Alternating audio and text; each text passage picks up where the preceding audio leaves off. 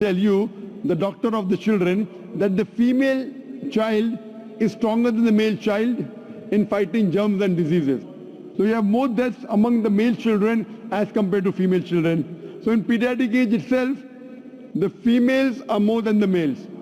As life goes on, there is death due to wars, due to alcoholism, due to drug addiction, due to accident. In all these cases, more men are dying as compared to females. So today in the world, there are more females as compared to males. In few countries, like India and China, the female population is less than the male population because of female feticide and female infanticide. In India, according to a BBC report, every day more than 1,000 fetus are being aborted after they are identified as females. If you multiply this figure by 365, you get a total of more than 1 million fetus are being aborted every year in India after they are identified that they are females.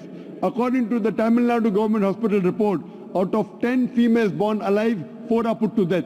If you stop this evil practice of female feticide and female infanticide in India, even in India, the female population will become more than the male population. Even in China, if you stop this evil practice, the female population will become more than the male population. Today, if you analyze, in USA alone, there are 4.7 million females more than males.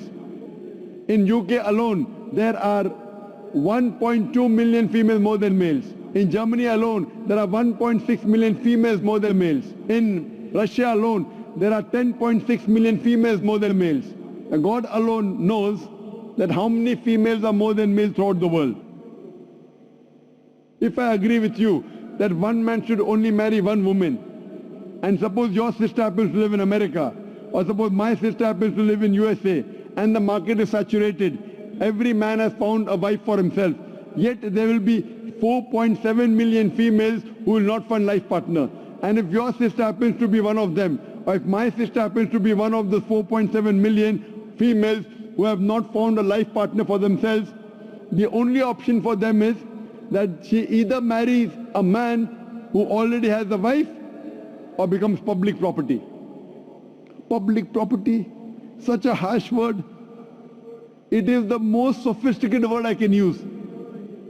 I cannot use a better word. You know, in America, today the statistics tell us, on average, a man has 8 different sexual partners before he settles down with one. Having mistresses in USA is very common.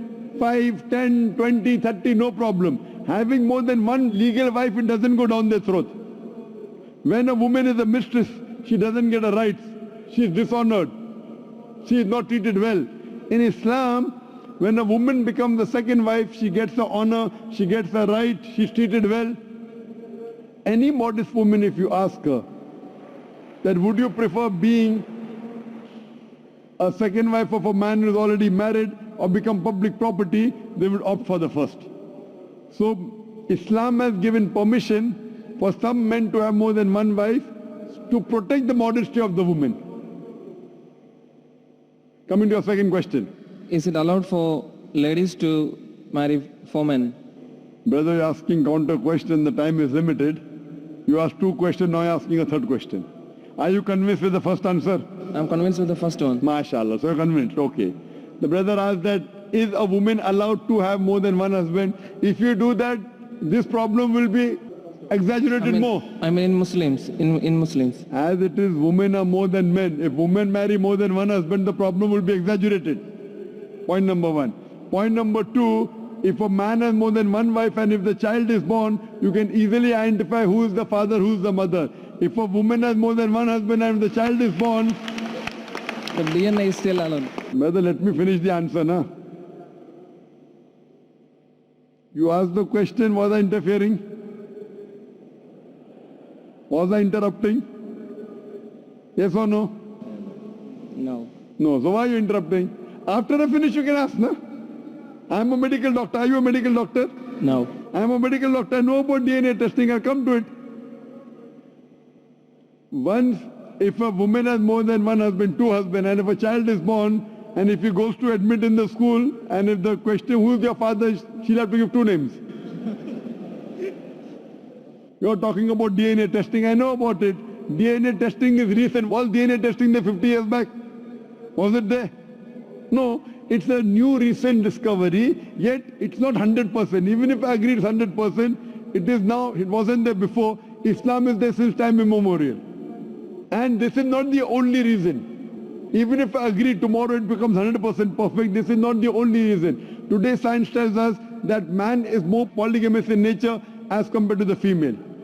Today science tells us that during menstrual cycle, the female undergoes certain psychological changes. It's not possible for her to do the role of multiple wives. But a man doesn't undergo these changes. It's possible for him to do a role of multiple husbands. Today science tells us that if a man has multiple sexual partners and all are faithful, there is no problem. But if a female has multiple sexual partners and all are faithful, there are chances of sexually transmitted diseases to emerge. And that disease will go back to the male partner. So medically, it is not acceptable that a female has multiple partners, but medically and scientifically, it's acceptable that a male can have multiple partners.